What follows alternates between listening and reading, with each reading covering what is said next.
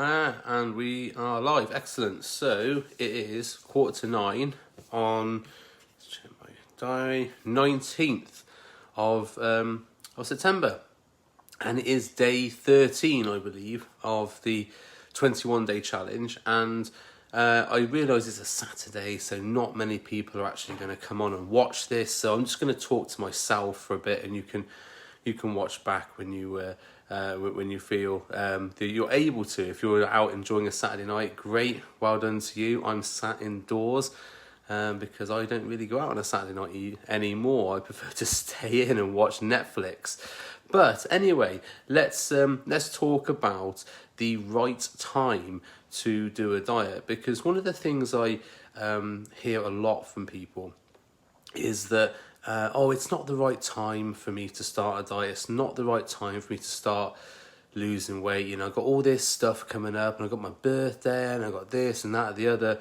And a lot of people put off doing anything about.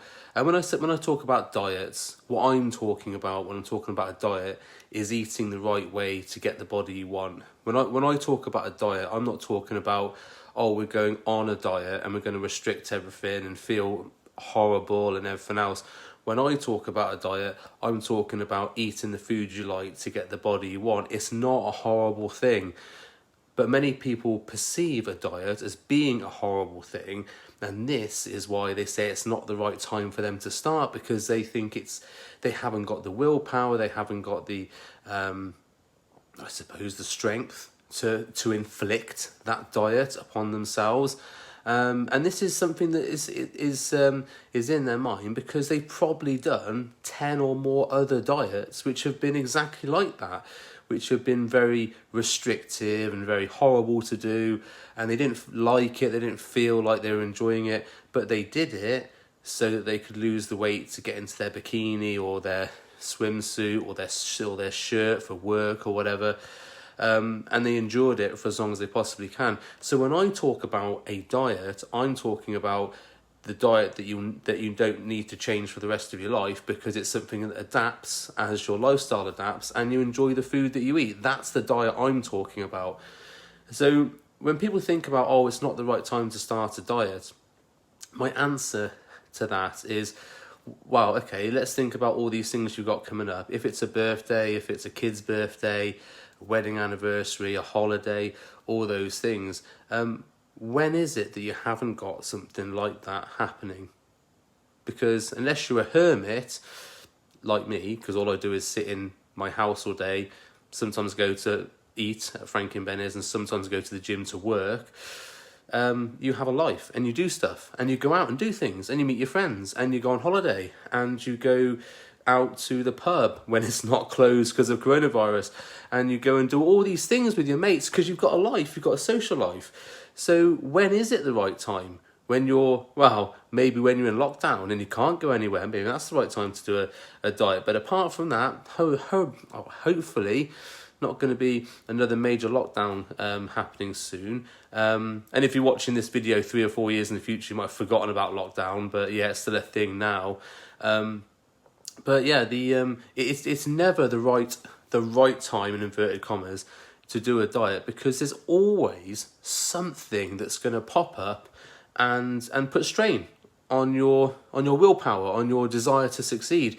And this is what I call friction, and it's what I talk about in my book, is when you start a diet, you always have this incredible motivation that no more cheat meals, I'm going to eat clean, all these things I'm going to do, to lose weight. So you start that first week with all this incredible motivation. You're like a stone at the top of the hill, which is rolling down. And you've got all this, because you're doing all these things, and for the first week, you gather a bit of momentum because look, some weight's coming off and everything else. And then over time, over say the next 10 days or so, your life starts to put things in the way. So you have a kid's birthday, you have your birthday, you have a weekend away with your partner, you go on a lad's weekend, kids' sports day, all these things that come up which throw you out of your normal routine. And so it's, I can't do my diet that day because of this thing that's happened. And these are the friction steps that slow you down and stop you having this momentum that carries you forward. And this is your enemy, is this friction. However, if you have a diet that you can adjust at any time, and you know how to change it and how to adapt it, and eat on average calories over the week, get your steps up over the week if you have a dull day, how to monitor your cardio intake, how to monitor your training intake, how to work out how many meals are in the Nando's you're about to have with your mates, so that you can apportion that and maybe reduce your food later on in the week. If you know how to do all that, well, those things don't really present that much of an issue, because even if you do overeat, you know how to recover it afterwards. Even if you do have a lazy day, we don't do many steps, you'll know it because you're monitoring your steps. So it's actually always the right time to do a diet, because you're always going to be doing something. You're never going to have a perfect life. You're never going to have a system that works every day the same over and over again. You're never going to have that. And so it is the right time to do a diet whenever, because you need to know how to adjust your diet to cope with all these other things that are going on in your life.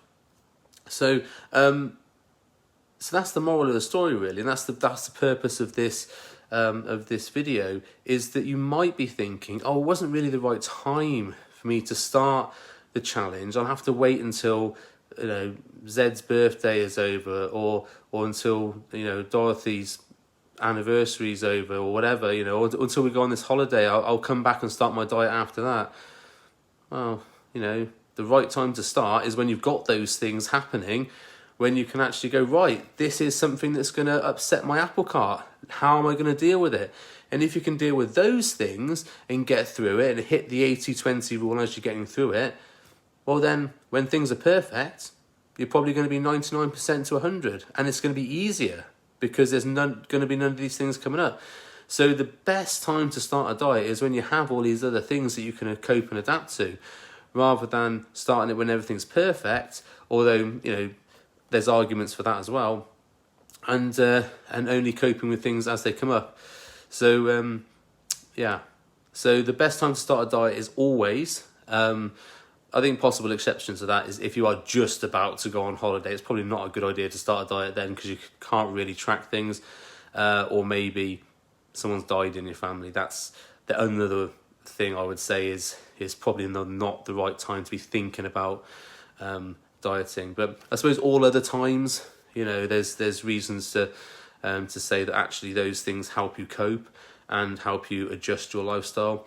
So it's always the right time to start a diet. And when we talk about diets, we are talking about eating the foods that you like to get the body you want. We're not talking about murdering yourself with no calories and feeling rubbish all the time. So let's just get that clear, And if you've been doing the STAR challenge for the last couple of weeks, you will hopefully be easily restricting yourself, and you would have maybe come up against friction points already.